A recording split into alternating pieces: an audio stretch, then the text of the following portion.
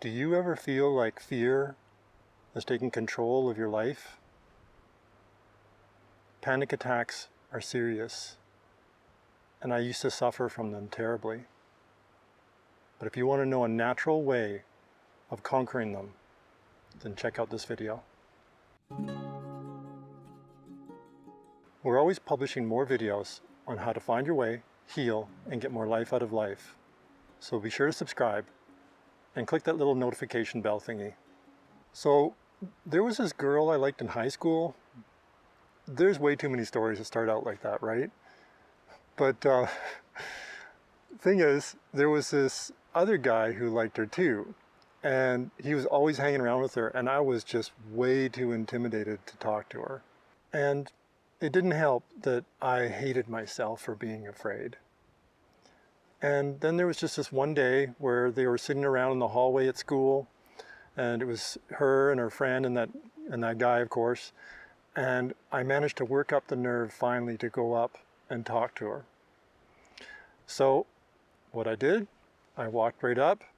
They're sitting there having a good time, and I just kind of stopped and I kind of hovered and I froze, and there was this awkward pause, and yeah, it was not very smooth at all.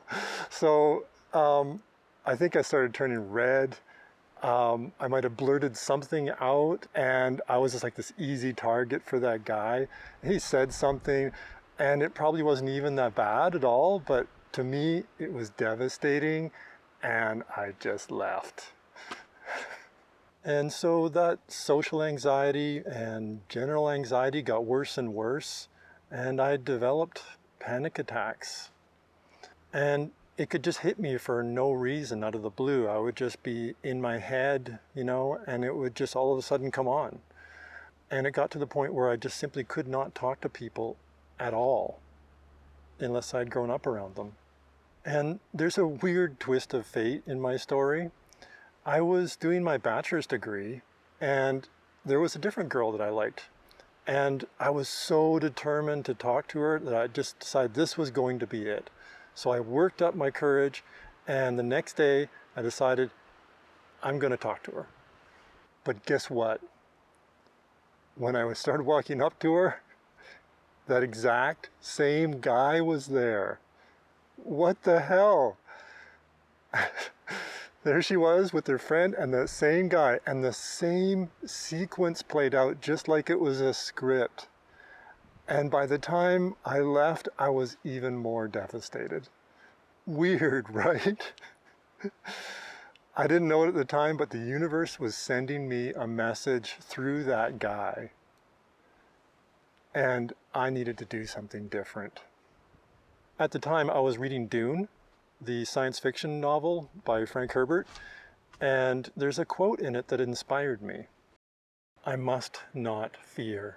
Fear is the mind killer. Fear is the little death that brings total obliteration. I will face my fear. I will permit it to pass over me and through me. And when the fear is gone, I will turn the inner eye to see its path. And where the fear is gone, there will be nothing. Only I will remain. What that quote is saying is that fear is a paper tiger, that it only has power if you give it power, only if you believe in its illusion. And it's saying that one way to defeat it is to stop believing the illusion and to stand your ground. So sometime later, I decided to go visit my sister for a weekend. And one thing led to another, and all of a sudden, I was doing something that I never do. I was around a bunch of people that I did not know. And all of a sudden, I was standing in a small circle of them. And that familiar feeling started. The fear was building, and it could hit me at any time. I began reciting that quote in my mind over and over. And then it came at me. If you haven't had a panic attack, it may be hard to imagine. It's a living nightmare. It's overwhelming. Your world collapses in on itself. But this time, I refused to believe it. I refused to believe the things that it was screaming at me, that I was a loser, that I didn't belong with these cool people. It was like this voice of sheer terror. It was all around me.